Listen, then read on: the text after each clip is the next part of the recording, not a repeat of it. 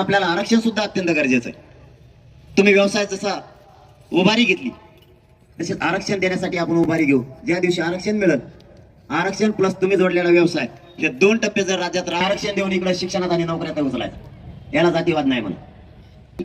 आणि राज्याची सुविधा आहे आरक्षण म्हणजे।